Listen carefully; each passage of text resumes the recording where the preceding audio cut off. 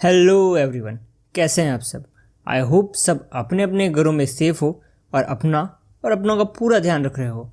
और जैसे कि आपने पहले के सारे पार्ट्स देख ही रखे होंगे, तो बिना और समय ख़राब किए आज का वीडियो शुरू करते हैं।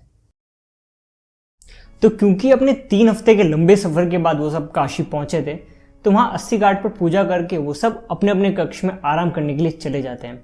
और जब अगले दिन सुबह होती है, तब सती खुद शिव को उठाती है और उनके लिए वहीं कक्ष में नाश्ता मंगवा देती है। और अपने रूम के बाहर से काशी का पूरा नज़ारा को वो देख रही होती है।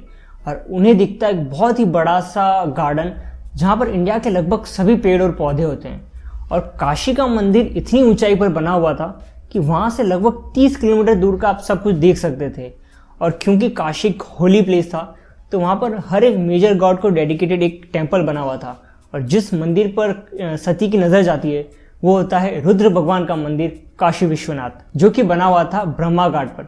तो फिर शिव और सती अपना अपना नाश्ता पूरा करते हैं और निकल पड़ते हैं काशी के भ्रमण पे। अब किंग अतिथिग्व के महल में सभी यानी शिव, सती, वीरभद्र और नंदी वहाँ पर बैठे होते हैं और पर्वतेश्वर देखने गए होते हैं कि जब शिव काशी विश्वनाथ मंदिर के लिए निकलेंगे, तब उनकी सेफ्टी का पूरा ध्यान रखा जाए, क्योंकि वहाँ पर पूरा शहर आने वाला था सिर्फ शिव की एक झलक को पाने के लिए। तो वहाँ पर उनकी सेफ्टी का पूरा ध्यान रखा जाए, तो ये देखने के लिए पर्वतेश्वर गए थे।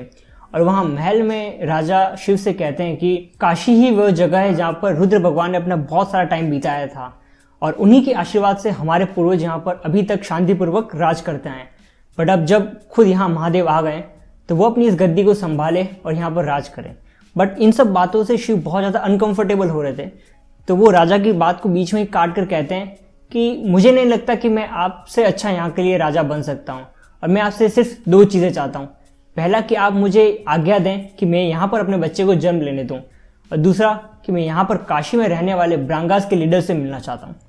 तो इस पर अतिथि को कहते हैं, हो जाएगा, कल सुबह ही देवदास आपके सामने होगा, और वो एकमात्र है जो यहाँ पर आपसे बात करने के लिए लायक है। बट वो अभी यहाँ पर नहीं है, वो शहर से बाहर गया हुआ है, तो कल आते ही वो आपके सामने पेश हो जाएगा। पर्वतेश्वर द्रापाकू से कहते हैं कि अब ये भीड़ बेकाबू होती जा रही है, और ऐसा लग रहा है जैसे पूरा काशी यहाँ पर आ उमड़ पड़ा है, और साफ साफ दिखता है कि यहाँ की पुलिस इस सिचुएशन को काबू करने के लिए बिल्कुल भी योग्य नहीं है। तो तुम जाओ और नंदी को इस भीड़ को काबू करने के लिए बोलो। शिव काशी विश्वनाथ मंदिर के लिए निकले थे, और उनकी एक झलक को पाने के लिए पूरा काशी वहाँ पर आया हुआ था। तभी एक पुलिस जिसका नाम कावास था, वो वहाँ पर आके चीफ पुलिस ऑफिसर जिसका नाम त्रैत्य है, उसे कहते हैं कि एक बहुत बड़ी मुसीबत हो गई है। ब्रांगास ने फिर एक मोर को मार डाला है, और इस बार उनके पड़ोसी ने उन्हें रंगे हाथों पकड़ लिया है, और वो उन्हें खुद सजा देने के लिए जा रहे हैं। तो तभी पर्वतेश्वर वहाँ आते हैं और त्रैत्य से पूछते हैं क्या हुआ। तो त्रैत्य बताते हैं, ब्रांगास, उन्हें मालूम है कि यहाँ काशी में किसी भी मोर को मारना मना है, बट फिर भी वो किसी रिचुअल के लिए उन्हें बार बार मारते रहते हैं। बट इस बार वो पकड़े गए और वो लोग उन्हें खुद सजा दे देंगे। तो पर्वतेश्वर कहते हैं कि तुम्हें इसके लिए कुछ करना चाहिए, तुम्हें उन्हें लड़ने से रोकना चाहिए। ऐसा ना हो कि इस लड़ाई के बीच किसी मासूम की जान चली जाए।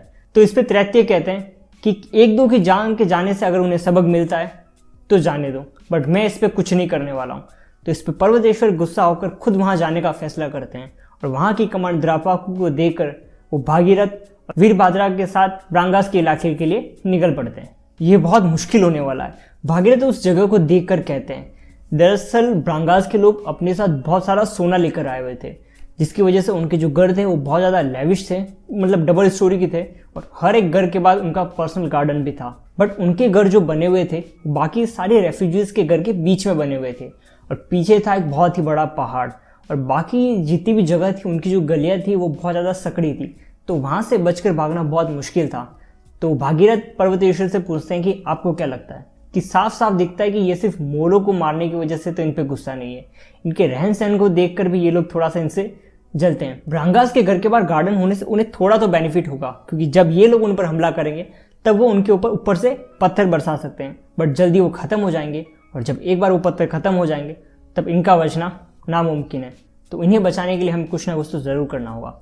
भागीरथ पर्वतेश्वर से कहते हैं कि मैंने इनके लीडर से बात करके देख लिए, और इस बार वो मानने वाले बिल्कुल भी नहीं है। इन्हें लगता है कि अगर ये बात कोर्ट तक गई तो वो सोने से सबको खरीद लेंगे, और उनके मन में इस बार बहुत ज़्यादा गुस्सा है, वो बिना इन्हें पनिश के पीछे हटने वाले नहीं हैं।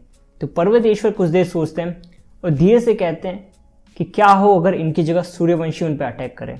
हम उन्हें मारेंगे नहीं, बस घायल कर देंगे, जिससे उनकी जान तो बच ही जाएगी और इससे बाकी लोगों को भी जस्टिस मिल ही जाएगा। हो सकता है बेस्ट तरीका ना हो, बट इनकी जान बचाने के लिए अभी हमें सिर्फ यही करना होगा। तो कुछ ही देर में 100 सूर्यवंशी सोल्जर्स वहां आ पहुंचते हैं। पर्वतेश्वर उन्हें सब बता देते हैं और पर्वतेश्वर उन्हें टर्टल्स फॉर्मेशन में रहने के लिए कहते हैं। अगर आपको टर्टल्स फॉर्मेशन क्या है और ये सब नहीं पता तो आपको मेरी दूसरी वीडियोस भी देख लेनी चाहिए। तो सभी मेलवंस टर्टल्स फॉर्मेशन में आ जाते हैं और वो ब्रांगास के एरिया में अटैक कर देते हैं और जैसे ही वो उस एरिया में घुसते हैं उन पर पत्थरों की बारिश होना शुरू हो जाती है। बट क्योंकि उनके चारों तरफ शील्ड थी तो वो आराम से बच जाते हैं। बट जैसे ही वो एक बिल्डिंग में घुसने वाले होते हैं, अब नेचुरल सी बात है कि वो एक बिल्डिंग के अंदर ऐसे तो घुस नहीं सकते, तो अपना फॉर्मेशन तोड़कर उस बिल्डिंग में ये सोच के घुस जाते हैं कि बिल्डिंग के अंदर तो कोई पत्थर कैसे ही फेंकेगा। बट ये बात उनके लिए जानलेवा साबित होने वाली थी। और वहाँ काशी विश्वनाथ मंदिर में शिव और सती रुद्र भगवान की मूर्ति को देख रहे होते हैं। वो अभी अभी इस भव्य मंदिर में 100 सीढ़ियों को चढ़कर आए होते हैं। बाकी सभी मंदिरों जैसे यहाँ पर कहीं भी नक्काशी नहीं थी, ये एक सिंपल सा प्लेन भव्य मंदिर था और यहाँ पर मूर्ति कहीं एंड में नहीं बल्कि बीच में थी। बीच में 8 फीट ऊंची रुद्र भगवान की मूर्ति।